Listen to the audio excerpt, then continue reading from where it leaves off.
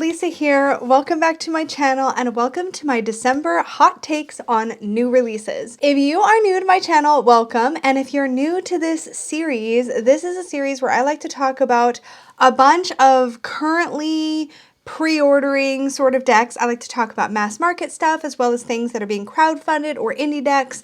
Basically anything that you can go order right now, but that you can't actually get in your hands right now. If you don't know, this series was inspired by the lovely Hannah Louise Poston, who started a series like this all about makeup, and it just really is one of my favorite things on the internet, and I wanted to do the same thing for tarot and oracle decks. Essentially, a hot take is a piece of deliberately provocative commentary. Wikipedia says it is based almost entirely on shallow moralizing with little to no research. So the idea is that these are kind of like sassy first impressions or like my thoughts. I try not to look at any of these decks until I film this video with any sort of detail, unless it's one that you guys have requested and I've already looked at it, which does happen sometimes. But essentially the whole point of this is I want to share with you my real raw like sort of impressions of things as I'm looking at them, sometimes for the first time. I do reach out to my community on the YouTube community tab as well as on Facebook in my Facebook group Support of Tarot, as well as to my channel members, and typically will ask what you guys want to hear my hot takes on, and I try to pull mostly from that list. So usually I cover a lot of decks in this video, so sit down, grab something to nibble on or to sip. We are going to be getting into it. I have my computer in front of me. I'm going to be sharing my screen, and we're going to start off with all of the mass market decks on my list, of which there are quite a few. Let's get started.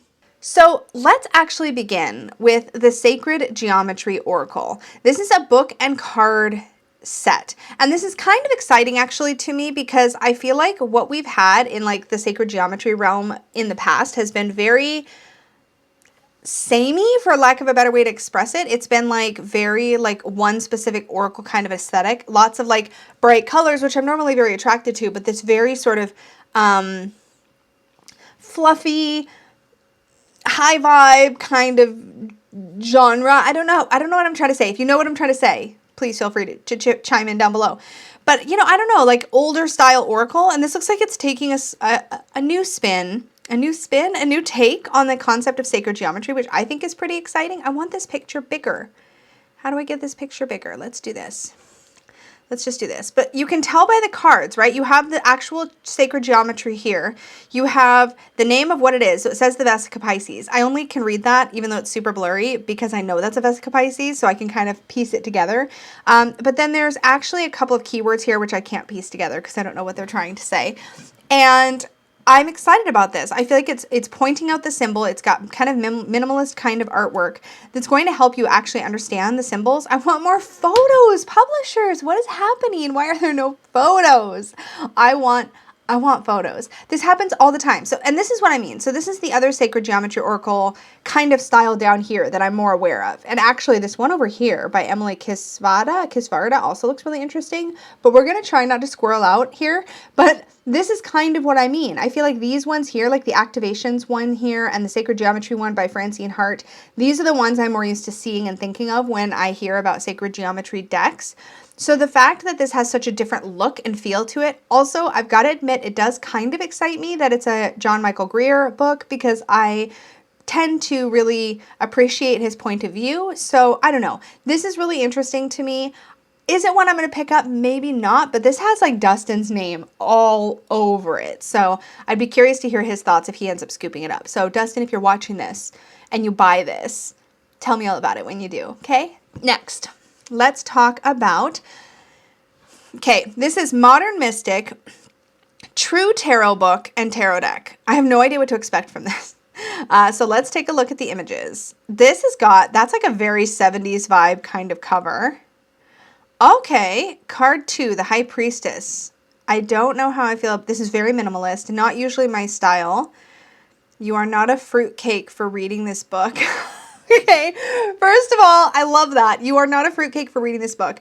I think this is beautiful and awesome. I love tarot guidebooks. I don't think they are something that if you don't read them, you're somehow a bad reader or something like that. But I think that there's a lot of value in the books that come with our tarot decks or that when we buy them in a set or whatnot. So I love this kind of like cute little reminder that like it's there's nothing wrong with you if you want to read your tarot book. Like sometimes there's some weird trends out there for how we speak about things, and that's what this makes me think of. So I don't know. Oh, okay, the Three of Pentacles is a game of tic-tac-toe.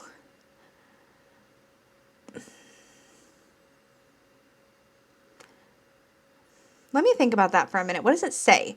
Working through something, working things out, a small group of people working together on something, towards something, beginning stages of planning or execution regarding a financial project. And the advice is you need to believe that you're doing something necessary and worthwhile.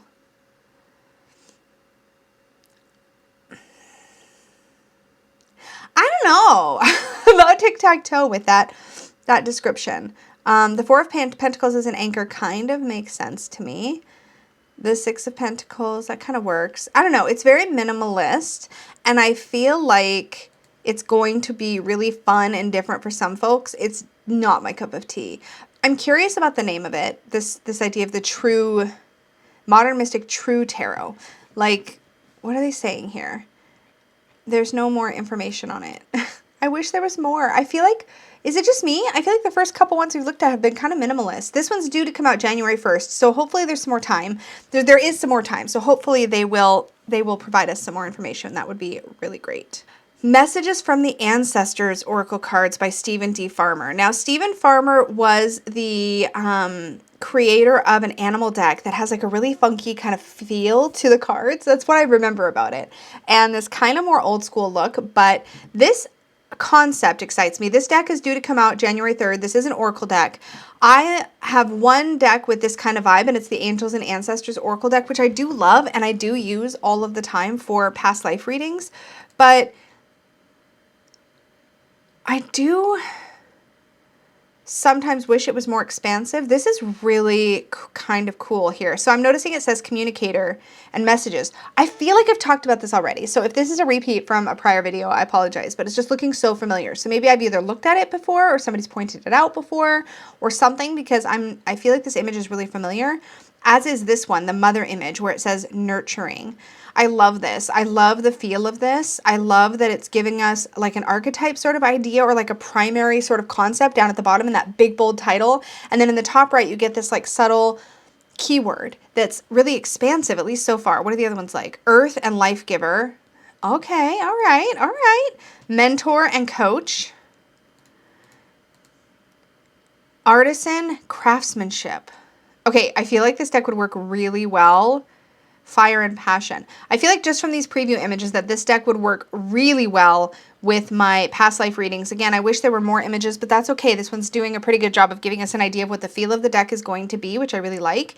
It's only $24.99 US right now. Ignore the delivery fees. It's because I'm looking at US Amazon from Canada, but it's the easiest way to do this. So it's due for release in just a couple of weeks. What does it say here? Your ancestral lineage reaches back to the very dawn of human existence, and this incredible inheritance includes not only your human forebears, but all beings on this planet and beyond. The very substance of our physical bodies is composed of elements of the earth and the stars, the historical and collective lineage of which you are composed, from those more recent progenitors to the ancient and prehistorical ones, continue to reside within you, buried in the vault of your deepest memories, cradling within themselves the wisdom and guidance of thousands of years of human experience. I freaking love the sound of that. Like, I freaking love the sound of that. That sounds really cool. This one really actually kind of excites me. I was just going to go to add it to my list, and then I realized I'm not logged into Amazon right now, so I'll have to, I'm just going to keep this tab open, and I'm going to revisit it in a little bit. The Seeker Oracle. Now, y'all, I am excited about this. I already know about this. I've known this was coming for a while. I'm excited. It's almost due to be out. This is the deck by Raven Phelan, who is also the author of the Dreams of Gaia Tarot and the, where is mine? There it is. And the Messenger Oracle. And I believe, so it looks to be the same shape, and I'm going to have to check, but I think that it's going to have these same backings. At least I hope so. So if it has these same backings, it's in the same style, right? With like this sort of skinny shape, then potentially you could mix and match the cards to create like your perfect Oracle deck, which is really exciting, or just, include them all. I'm really excited to see more from this deck. This image does not show the backings, but let's scroll down. It's Llewellyn. So it's a Blue Angel deck, technically. And I hope the cardstock is the same as these. I really, really, really, really do. But there's no way to know for sure. So this is Llewellyn's website, and we can clearly see more of the artwork, which I love. Hello. And let's bring it, can we bring it more into center? I wonder if I can do that. Oh, yes, there we go. It might be too blown up now. It's probably going to be a little pixelated, but look, the backs they are the same. They are the same. And that could change. I mean, don't quote me on it or anything like that, but I think they're going to be the same. And I'm really, really excited. But I also have like the perfect Peggy bag for this deck. So I'd have to figure out if I could fit more cards in here. I don't know if Peggy has more of this fabric. That's a crisis for another day, Lisa. Calm down. I haven't ordered it yet, but I kind of want to. I really kind of want to. I really love the look and feel, and I love the aesthetic experience of these cards. I find the artwork really beautiful. I find it infinitely usable, which unfortunately I can't quite say the same thing for Dreams of Gaia, which has been a profoundly useful deck for me personally, but also kind of pigeonholes itself in a way, whereas I feel like this is much more expansive. So I'm really excited to see what comes of the Secret Oracle. I will definitely be keeping my eyes out for this one to see what I think of all the cards. I'm excited. I don't know how much of a hot take that is, but there you go. The Great Eastern Oracle, empowering guidance of the mystics from ancient to modern times. So this is another mass market due out January 8th, 2022. I feel like there's a lot of, oh, it's Rasuli. Oh no. Okay. Dang it. Okay, I really love Rasuli's artwork. Like a lot. The deck that I use all the time that is a Rasuli deck. Is that it? Is that mine? Please be the right one. You're the right one, right? Yes. This is a deck that I also use all the time, and I end up using it a lot for past life readings. This is also Rasuli's artwork. This is the Hero's Journey Dream Oracle. I freaking love this deck so much. I find the artwork really captivating and dreamy and beautiful and flowing and gorgeous. And this is another Rasuli. That's literally all I've seen so far. So I'm already excited. This is not good. I feel like already too many oracles for my own collection. So I'm trying to like not, sorry, while I put my decks away, I'm trying to not like just jump at everything I see that's beautiful, but this is really pretty, and it looks like it's set up the same way, which is that you get kind of like a primary like title of the card or theme of the card, and then a little message underneath, or a more specific note. I don't know how else to say that. This is really pretty. What's the theme? Okay, explore the divine philosophies of 40 mystics through the wonder, brilliance, and artistry of Rasuli. Yes, he is a brilliant artist, actually. No, I want more photos. I keep scrolling down just hoping there's going to be more photos. What is Oh, wait. Oh, my gosh, you guys. Nope. Okay, I thought there was photos hiding down there. There isn't. That's all we have, and it's due out so soon. I want more. Hello? Look how pretty this looks, though. And I can't tell if it's matte or glossy. These are all questions I need answered. I need to know. I need to know. And I have reached out, actually. I believe this will be another Blue Angel deck, which is distributed, I think, by Llewellyn, but I don't entirely know what their relationship is with each other. But I have reached out to Blue Angel in the past and have never heard back, asking them how we can tell what kind of cardstock, not specifics even, just like, can you tell us if it's, like, how can we tell if it's glossy or if it's matte? Because it doesn't ever really say. So you have to kind of just get your hands on the deck and find out. But this looks so pretty, and I'm really excited. Okay. I can't be excited about everything. That's not going to be very productive. Okay. I'm going to just keep that one open too, so I can keep an eye on it. Okay. The Goddess Spirit Oracle deck. So this is due out January 8th, 2022. This has got such a like kind of badass sort of feel to it. Hello? I don't actually know how I feel about this. It's like, on one hand, it looks really like mystical and cool and kind of warrior-y, which I like. It's also kind of weirdly monochromatic. It almost looks like it's like black and white with pops of color. Yeah, I guess it's not black and white. But it kind of, do you guys see what I'm seeing? Like, it's got this kind of grayscale feel with some color overlaid, and I don't know.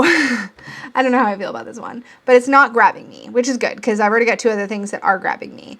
The Universal Dragon Oracle, I am definitely paying attention to this, partly because whenever I see anything dragony, I think of Peggy, and when I see unicorn stuff, I think of myself, and so I'm constantly kind of on the lookout for a dragony thing that I like. Also, there is, of course, the Smoke, Ash, and Ember deck that's coming out by Three Trees Tarot, and I'm very excited about that, and it'd be fun to have another Dragony Oracle to maybe pair it with, but I do have a Dragon Oracle. I don't know.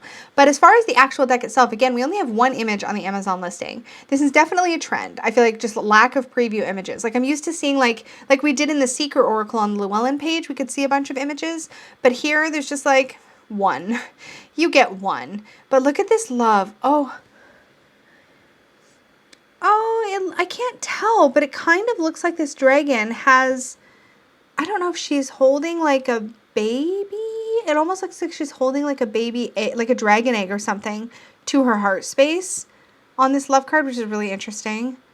I want to see the keyword for this one that's like breathing out stars and has all of these like webs and it's like antlers. Also, just the fact that the dragon has antlers is pretty cool. I'm really digging the vibe of this, so I definitely want to see more. I'm excited. So we'll see. We will see.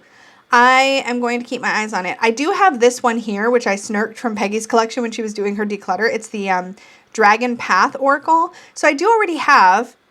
See, this one doesn't have images either. What is going on? Is it just me? I feel like we used to have way more images. I'm going to stop complaining about it soon, but I feel like we used to. And it's like, we're just going to buy it without pictures? Like, I mean, I guess we will. But anyways, I have this deck. I haven't done a proper walkthrough yet or like rotated it into my collection. I'm probably like, in a usable way yet. And I probably won't for a while because I'm probably going to end up pairing it with Smoke, Ash, and Embers. So I kind of feel like it's a little close to that other dragon deck. So maybe we'll see. We'll see.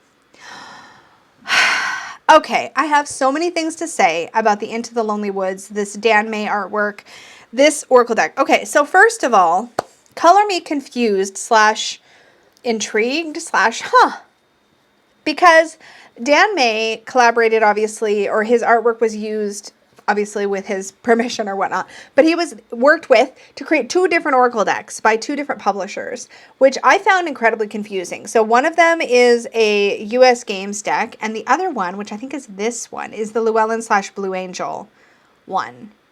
And I kept getting them mixed up. Also, I think is one of them a tarot? No, they're both Oracle decks. I covered the other one. I can't remember the name of it now.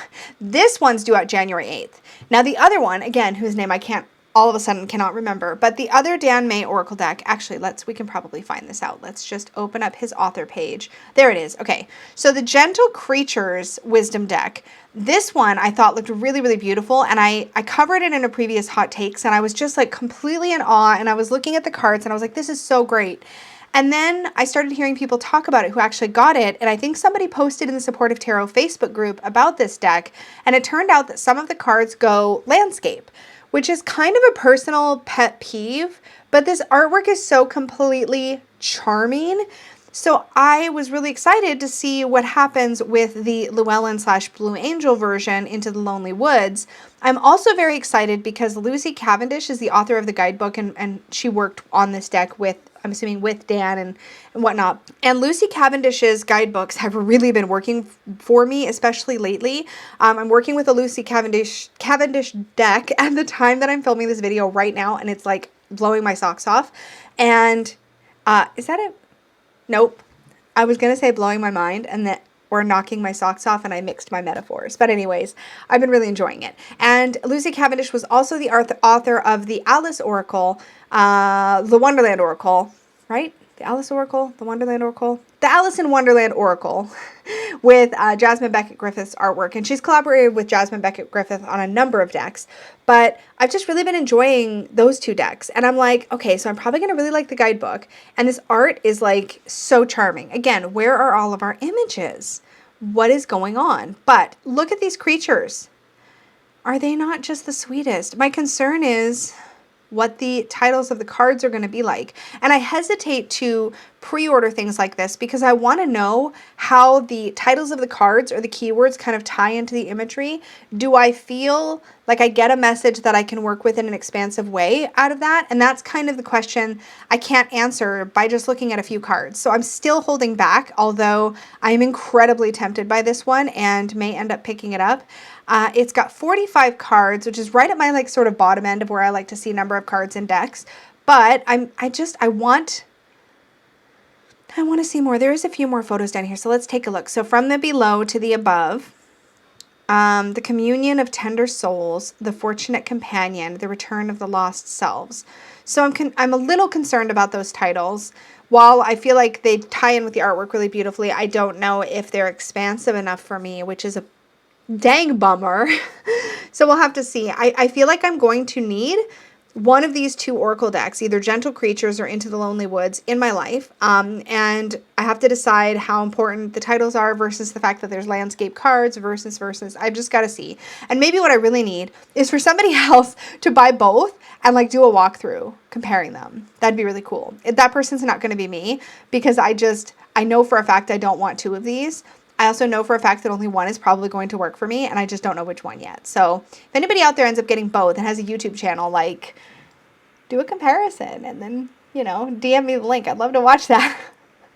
I'm such a princess, but I really would. I feel like it'd be really fun. Okay, we're going to move on from Dan May's artwork, but these are really cute. And this one's still really cute. So we shall see where this ends up landing. The Wild Mystic Oracle Card Deck, a 50 card deck and guidebook. So is this a tarot? No, this is another oracle. I feel like all the mass market ones, are they all oracle decks? I think they might all be oracle decks. So this has got that kind of, I keep saying minimalist. I feel like I'm overusing the word. This is cool. Okay, I like the pentacles in the corners of the card. I kind of like this. I don't think I would. This literally looks to me like a Zentangle or like a coloring page right here. I like the look of this. I don't think this is one that I'd be like excited to reach for if I had it on my shelf, but I do think it's pretty. It looks like the guidebook's pretty meaty. You have your regular you have your main keyword, you have a message about what it represents, you have a shadow reading, as well as correspondences for both spellwork, or for all of spellwork, stones, flora, and element, which is really cool. I don't know. I'd be curious about this one. Again, I don't think this is one that speaks to me. I mean, I'm very picky these days. I think that's pretty obvious when I do these hot takes. So I'm really just giving my opinions and taking my time and enjoying the browse and kind of seeing what I think. But this one probably not would be. This one probably is not something that I would be overly tempted to buy, but it is pretty cool. And I like the black gold. This would pair actually really, really well with that Divine Feminine Nocturnal Tarot, which I have done a full walkthrough of before. I think that was one of the ones that was requested because there is a pre-order open now for the Divine Feminine Nocturnal Tarot deck from Cocorina. But I have a walkthrough already up on my channel, so it wouldn't really be a very hot take. But I think it's a really, really pretty deck, and I think this Oracle deck would actually pair really nicely with it. So that's one of my hot takes, I suppose. The Happiness Chemicals, daily rituals to activate joy naturally. I can't remember who requested this, but I had not heard of this at all, and I think it sounds really, really cool. So this one's due to come out on January 11th. Let's take a look at the images. Look at this happy little daisy. Oh my God, that's so cute. So look at this. Smells good. I'm totally cheating. What we know, essential oils derived from plants have been shown to have therapeutic properties. Studies have found that lemon and lavender. Okay, that's funny. Y'all, I was just talking in my November show and tell about the combination of lemon and lavender specifically because it's in the candle that April sent me from Mystical Fusions, I think is the name of her candle company. She sent me a candle in lavender and lemon. My body positivity oil, my body acceptance oil that I made and anoint myself with is lavender lemon. So it's just kind of ironic and funny to me. But anyways, okay. Lemon and lavender oils can trigger a serotonin release in the brain. Okay, that's really cool. Didn't know that. Essential oils like these, so it has a what to do. Essential oils like these can be easily found at your local health food store. Add a few drops to an oil diffuser, your bath water, or dab them on your wrists. Zesty. Okay, I will say right off the bat, do not dab essential oils, pure essential oils, anywhere on your skin, undiluted, please, unless you know for a fact that it is safe and that essential oils are medicine. I'm probably going to rant about this anytime the subject comes up, but just please be careful with essential oils. Do not put them directly on your skin undiluted. Okay. Stay mindful. What we know, research shows that a simple mindfulness practice can increase serotonin levels. There's serotonin again, which of course this makes sense. Happiness chemicals. That's the whole point of this deck. I get it now. Even just 5 to 10 minutes each day can make a big difference over time. What to do? Pause where you are and just focus on whatever it is you're doing in that precise moment. You might be doing the dishes, showering, or even just breathing. Gift of giving. Puppy love. Animals have a special way of calming us, and it's not just because they're cute. Research shows that petting an animal, it says patting. I think it should be petting, but anyways, patting an animal can lower blood pressure and increase oxytocin levels. Just 5 minutes of patting or playing with an animal is enough to have a stress-reducing effect. So maybe your furry friend should be allowed on the couch tonight after all. That's so cute.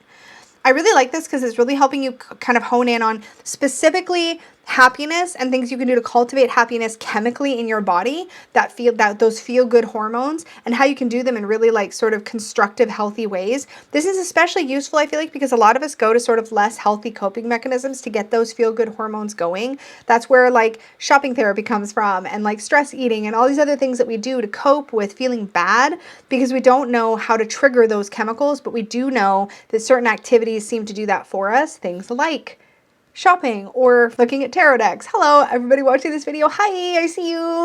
But I mean, I get it. But this is cool because it gives you like a toolkit. This would be such an excellent thing to have in a self-care toolkit. I can't even.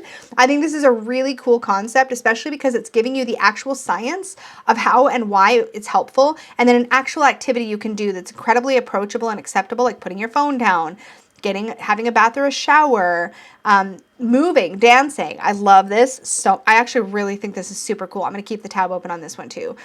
This is only 20 bucks US. How many cards are in here? Actually, I want to know that. Will it tell us? Yes. Okay. So it is a vibrant deck of illustrated cards that will teach you how to stimulate your 4 happiness chemicals: dopamine, serotonin, endorphins, and oxytocin. Pull 1 card a day and happiness will follow. I freaking love this. I want to know how many cards. It says 65 pages. Does it say on the box? I really want to know more. I want to know more. Does it say daily rituals to activate joy naturally? Does it say how many cards? I want to know all of the things. I don't think it says. Let's scroll down. No. 65 pages, right? So maybe it's 65 cards. Maybe that's what that means. I don't know, but I feel like I need this. I feel like this would be, again, such a fantastic thing to have in a self-care toolkit. Like, it feels like it is a self-care toolkit. I'm excited about this. That's my hot take.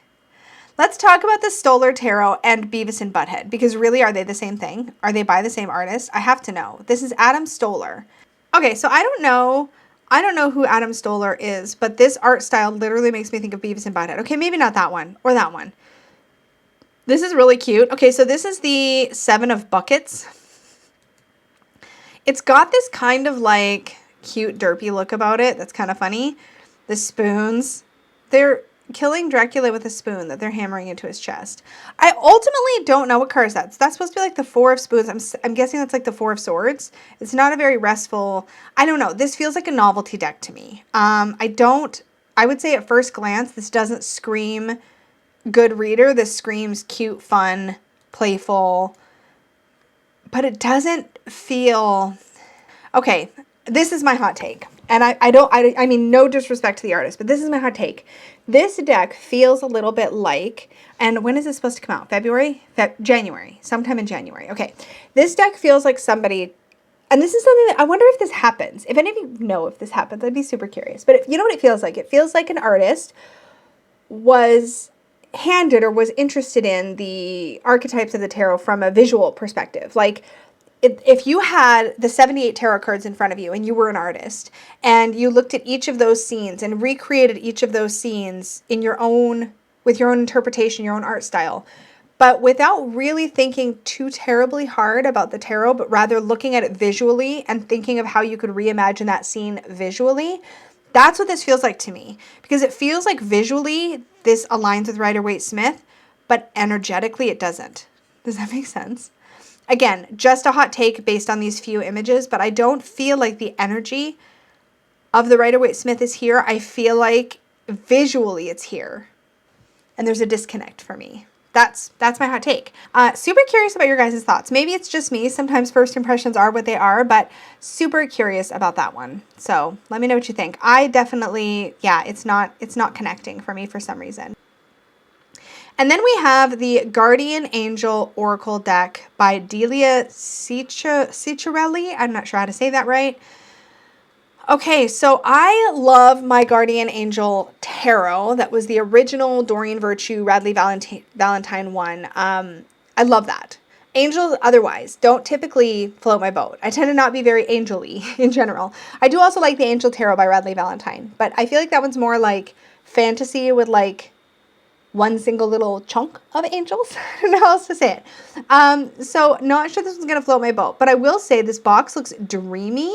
Let's take a look at the photos. Yeah, this box, look at this box cover image. Doesn't this look dreamy? Look at all the folds in the clothing. I don't know why, but that just looks so dreamy and pretty. And look at all the flowy clothing in the imagery too. So I will say right off the bat, the one thing I'm noticing looking at these cards is that you have the name of the guardian angel on the card, but there's no keyword or anything. And I think that's the backs. Hold on. Are the backs these? Like, yeah, these are the backs of the cards, which I am definitely not a fan of. Don't like those. Not my style. Not because they're bad, just not my style.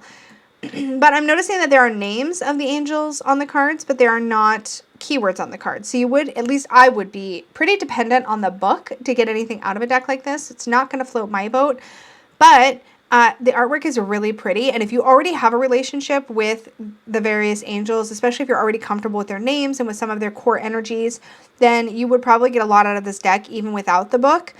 I am not in that place. Like, I am just beginning to sort of tiptoe into like angel territory after avoiding it for years and years because it felt not good. It did not feel good, but it feels good now in certain contexts. And I don't really want to mess it up by like pushing myself too hard, but this looks really cool if you're into this. Coming out January 11th, 2022. And that is it for mass market. So I'm having some technical difficulties while filming this video, and what I'm going to say is this. I had gone through all of the Kickstarter decks and given all of my hot takes before I realized that my screen capture had stopped screen capturing. So I'm going to jump back in to my Kickstarter decks, but these are now not very hot takes. I'm going to give you my thoughts.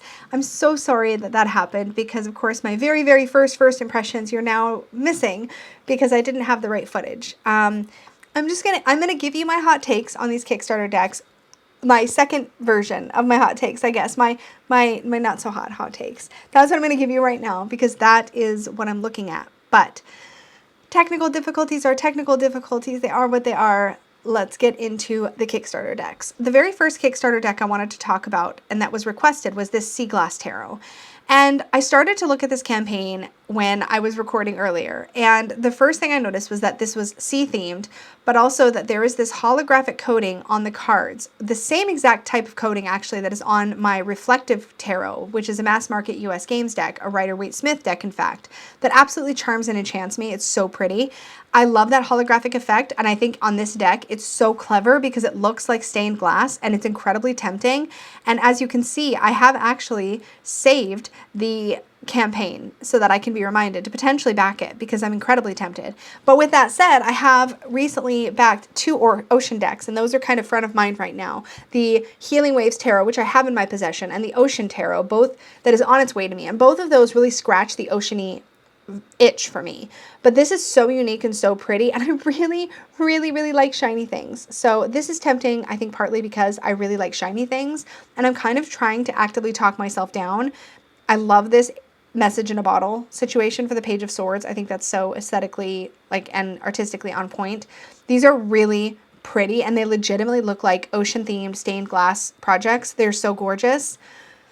How much time do I have? That's what I really want to know, because I don't remember. I addressed it.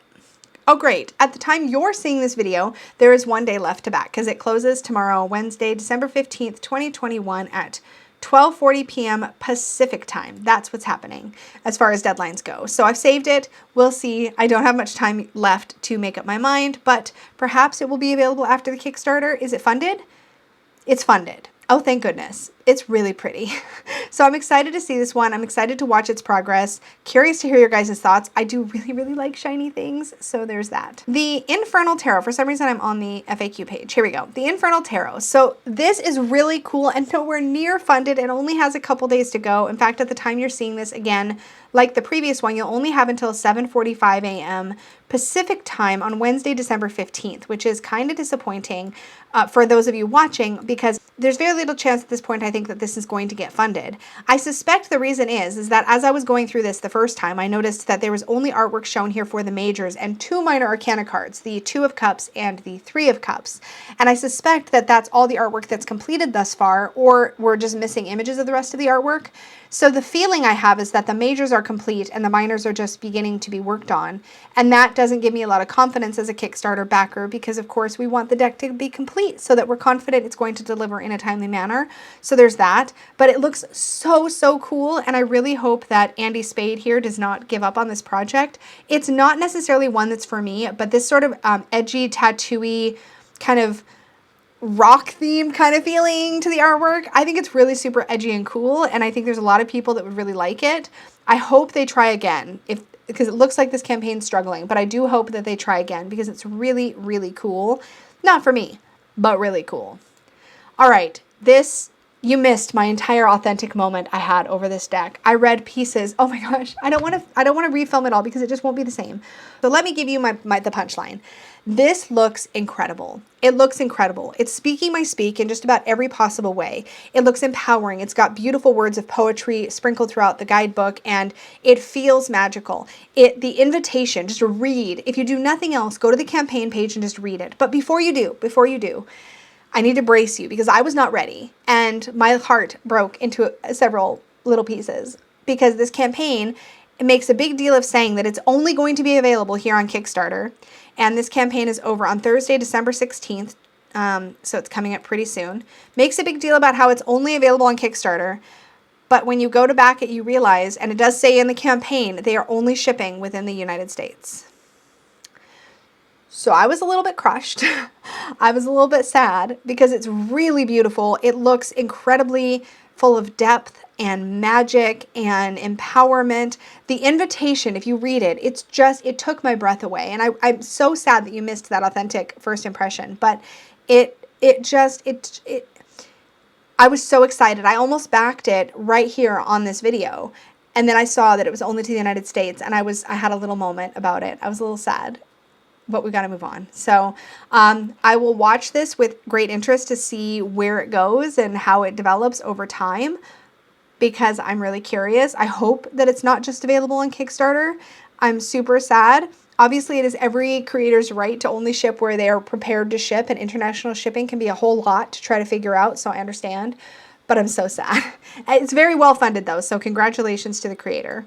An Oracle of Time. So this is funding until December 18th. And I didn't have a lot to say on this, but I will say this. It is a timing-based Oracle deck, which is really cool and incredibly practical. It doesn't look like it's going to fund. And like I said with the Infernal Tarot, I'll just point out, I hope the creator continues to find a way to make this project happen, because there is a whole category of tarot readers who I think would really find a deck like this incredibly useful, because for predictive readers, for readers who work on phone lines or who deal with fast-paced readings, having a Oracle deck that specifically speaks to timing, that has like months, that has things like have patience in it, that has like not right now, that just in general addresses timing, can be really helpful for predictive readers who do fast-paced predictive readings.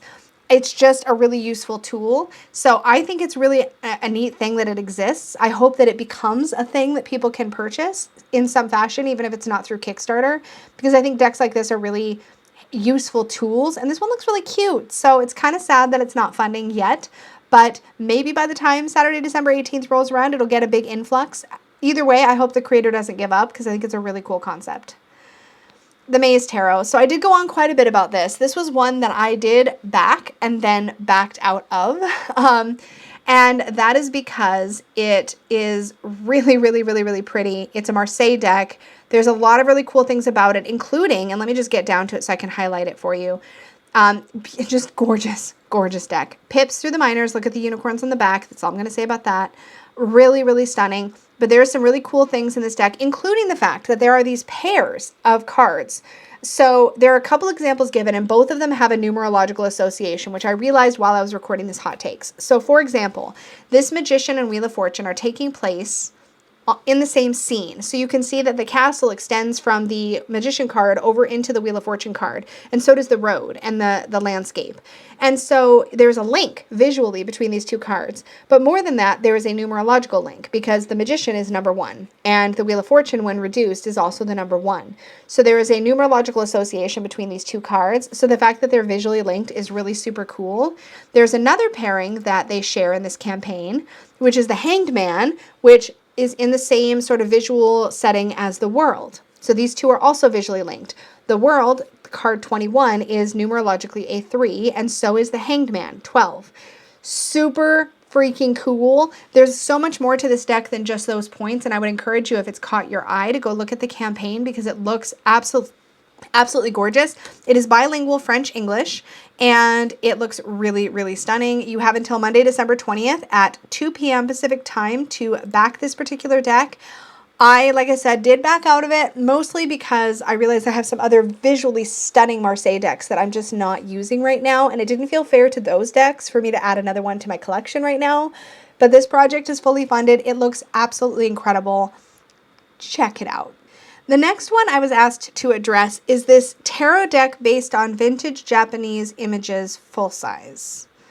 Okay, I'll tell you, the title's not really exciting me all that much, but the artwork is pretty. It does look like it was pulled from, I'm guessing, artwork that was out of the public domain.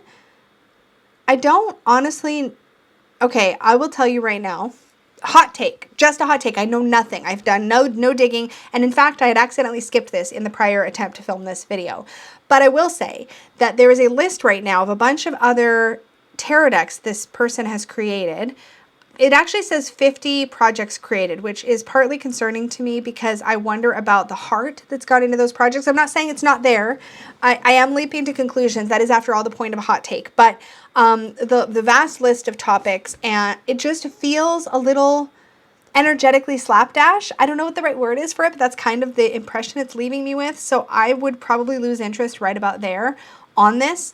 I would want something that I know a ton of thought and heart had gone into, and this one doesn't feel that way to me. So that is my hot take on this particular deck. It does look like it is funding for until Tuesday, December 21st. So it has met its goal. The goal is very low. I suspect this will probably be a print-on-demand deck, and there's nothing wrong with that.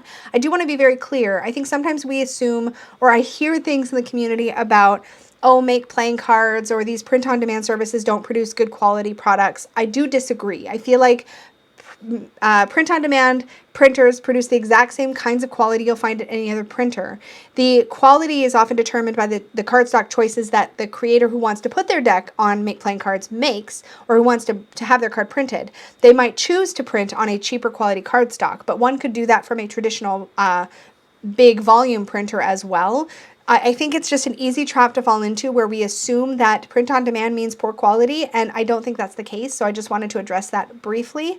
The essential service of a print-on-demand creator is that the creator of the artwork of the deck could order in smaller quantities, which is what makes it more doable for somebody who doesn't have this massive following to produce their deck. So I personally, if I have several decks printed on from Make Playing Cards or from GameCrafter or any of those other print-on-demand services, and I think they're really lovely decks. They feel really nice quality-wise, and I even used quite a few of them, at least 2 or 3 of them minimum, in my cardstock video talking about different quality and qualities of cards. Anyways, back on track, but I just wanted to send some love out to print on demand creators and printers because I think they can produce some really wonderful quality. But back on point. This was definitely not for me. It just gives me the money grab vibes. Again, just a hot take, but it just doesn't feel full of depth for me. The second edition Northern Animal Tarot, this deck just keeps coming back into my peripheral awareness. Like, people that I know and that I respect love this deck. I've heard nothing but good things about this deck. I kind of want this deck, so I've got it saved. I think it's really great. This is the second edition. So the second edition, to me, the colors look a little bolder. The cardstock is thicker. One thing I did want to highlight specifically, and literally, is the fact that the cardstock is 16 point, which is about 350 GSM if we're comparing apples to apples. It has an eggshell finish or pearl finish, which is usually like a semi-matte, semi-glossy. So it's somewhere between glossy and matte, probably pretty standard kind of finish. The cardstock is too stiff for an easy riffle shuffle and can't bridge the cards. Major props to Wilder Hearts Studio, the creator of this deck, Linda, the creators of this deck, for being so transparent about that. I suspect, and this is just an assumption, just a hot take, that the difficulty riffling or bridging the deck is because 350 GSM cardstock or 16-point cardstock is kind of stiff and thick. It could depend on the person. I don't know if the cards are going to have a whole lot of flex or bend to them, so that could be part of the issue. But it is really great that the creator is being so completely transparent about it. I do believe the first edition was a lot thinner, which could have been a different sort of thing for some people. And I think it's good that they're changing it up this time, reaching different people that maybe wanted a thicker cardstock. So that's awesome. I cannot wait to see how this particular project develops. I do have it saved so that I get a reminder to potentially back it. This one is a major temptation for me right now, even though Lisa has so many animal decks. So many animal decks. But this one is kind of anthropomorphic storybook animal, and really I've only got one of those right now, and that's the Bohemian Animal Tarot. So I mean, it doesn't have that much competition in my collection, but it does have a little bit. The Sabbath Tarot, the second edition. So this one is absolutely gorgeous. It's beautifully painted, illustrated, whatever. It's got intense, dark, deep, potent masculine energy. It's very clearly meant to have that energy, and I think it's incredibly cool that this deck exists. The first edition is incredibly cool, and I was almost tempted to get it just because it was so different from everything else I've ever had or touched in my collection. But there was a lot of boy bits in the original Sabbath Tarot, and it was quite a lot for me. And I have nothing against boy bits. I think boy bits are great. Not for me, but they're great. But like, it was a lot. But I could not get these images out of my head because they're so potent and they're so beautifully done. There's so much depth and darkness to this deck, and it's kind of got such a unique feel that I feel like it's tempting for me in that way. This second edition looks like it might have a little bit less of the really, really intense nudity, but it still looks absolutely stunning. It doesn't look like the artwork was, you know, played down in a way. I feel like the energy sustained itself through this second edition. I don't have them side by side, and I haven't looked at the first edition in a long time, but this feels a little bit more perhaps far-reaching in who will be comfortable working with it than the first edition, so I think that's pretty exciting. I'm unlikely to buy this, but I would love to see a full walkthrough of this deck, and it might be possible because it's got a little bit less of that really intense nudity. Still nudity, there's lots of nudity still, but it's just not quite so intense as the first edition was, so hopefully somebody will do a walkthrough and I can watch it, because that'd be cool, because I do think it's a really well done deck. This Taroki del Disordine, the Disorder Tarot deck, I didn't have a lot of actual hot takes on this deck, other than that it's really not my style, and I had a really hard time putting words to why. I'm probably going to just leave it here and say that's my hot take, but I will say you have until Sunday, December 26th to check it out, and you probably should if this art style is like immediately grabbing your attention. I'm already super picky about black and white or monochromatic decks in general, so it has to really wow me for me to get excited about, and this one just didn't. That's essentially what my hot take was. I was just really struggling for words before. This Wisdom of the Crow. Okay, so the thing about this deck is that it's real pretty, and the more that I looked at it, the more I was kind of enchanted by it, but it's not the deck for me. And I'm saying that because I feel like who this is for is like somebody who's really connected to that crow, raveny energy, or who is working with the Morrigan, or is feeling a draw to that kind of work. This feels really potent and kind of powerful, not in a way that I'm drawn to work with, if that makes any sense. It looks that there's something about the quality of this artwork that I find really super intriguing though. It looks like eggs are cups in this deck, which is super fun. But there's all this, like these little dots, these little white dots throughout the artwork really grab my eyes. I don't know why. And there's a lot of like stark contrast, like blacks and reds and whites in the deck, which really make it feel, I feel like, more sort of magical. I don't know how else to say that. It's a really neat deck, and it looks like it has a lot of thought put into it. Not one I'm tempted by at this particular moment, but it's cool. It's very cool. The Black Cat Tarot, here's another one where I didn't really have a lot to say. This one was requested for me to address, but other than the fact that I think it's really great that it specifically points out that black cats are not unlucky, with which I totally agree. Black cats are lucky and adorable and cute and worthy of love, just like all the other kitties. But this is not something that's tempting me because I don't really feel tempted by cat decks in general. I do have one cat deck that is perfect for me, that I love, that I have when I want to connect to that kitty cat energy. But so I'm not tempted by this. It is really fun. There's some pops of purples and pops of color, teals and yellows and pinks, and I just think it's fun, but it's not one that I'm tempted by. This one, however, though, the Fairy Tale Oracle cards, seriously, this one is very tempting. I did make a comment about the lack of thumb cutouts on the box. We need thumb cutouts on the box. Personal request. Please leave thumb cutouts on the box. But other than that, this artwork is absolutely stunning and fairy tale themed. It is bad timing for me to look at this deck because I have another Fairy Tale Oracle deck I am literally working with the week that I'm recording this video. So I'm a little bit biased, I guess, towards the one I'm working with already.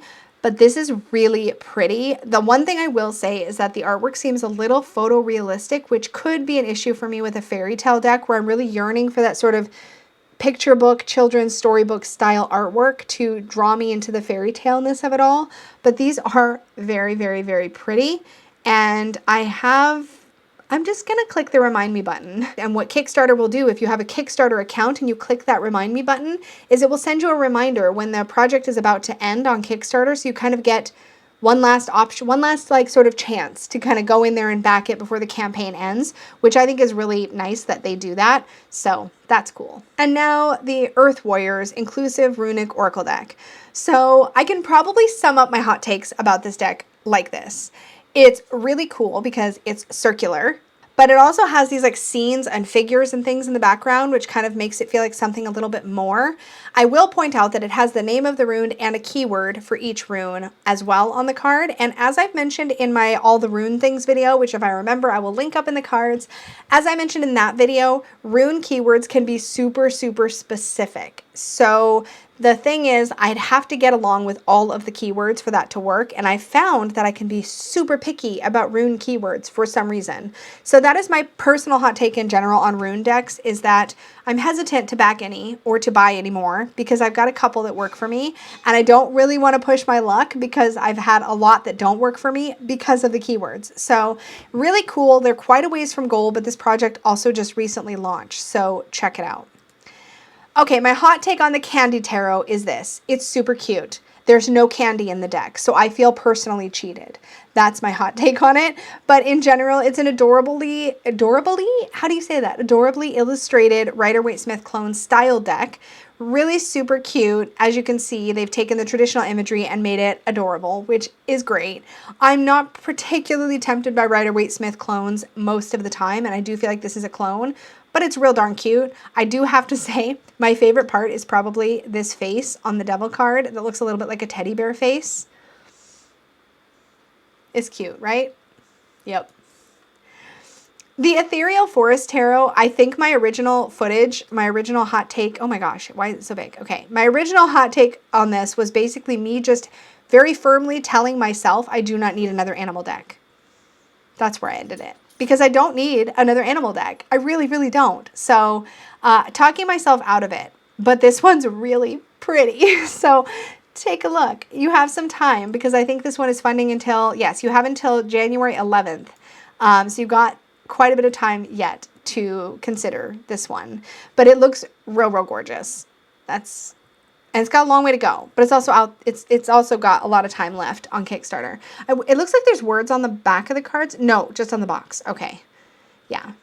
I was just mostly telling myself I don't need it because I don't need it. I don't need it. But maybe I'll just click that remind me button just in case. And finally, actually almost finally, I was talking about the Baroque Tarot deck, which is put out by Lamucci Design.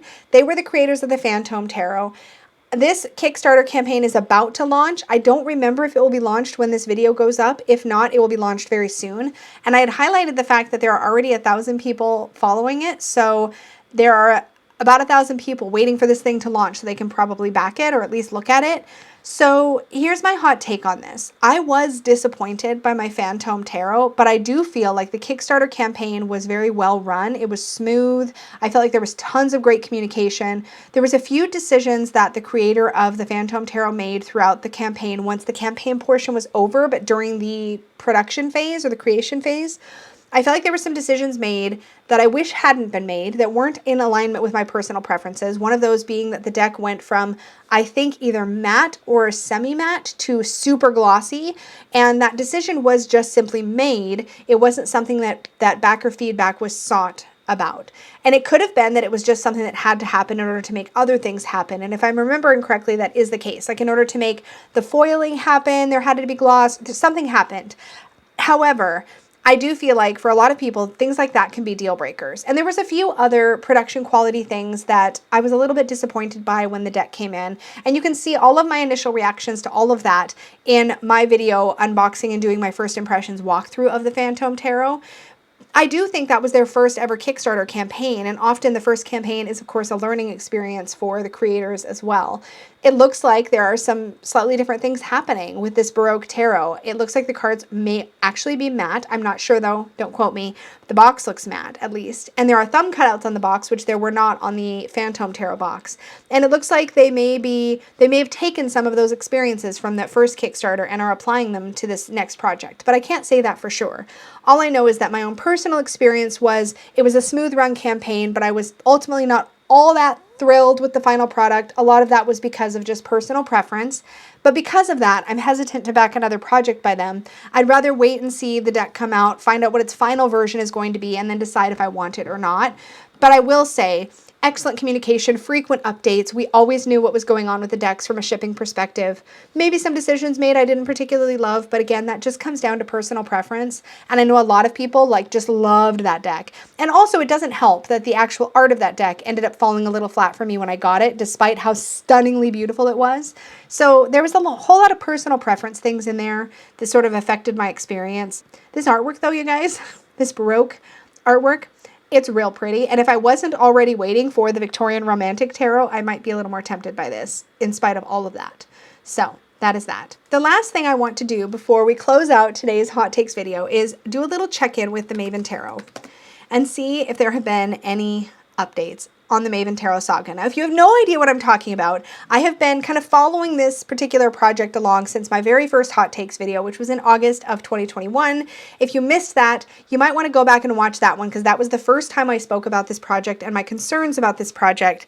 And so far, they have borne out because this was it sounded like it was going to be a tarot deck. It did have 70 backers. It did raise $4,000, which presumably that is money that the creators did receive, although I don't know that for sure. So take that with a grain of salt. This is a project that was created let's just go and look. It was created on July 28th. So that was when the project launched on Kickstarter. Throughout the entirety of the campaign, which is usually anywhere from 30 to 45 days, there was not one comment, update, anything from the creator of this project.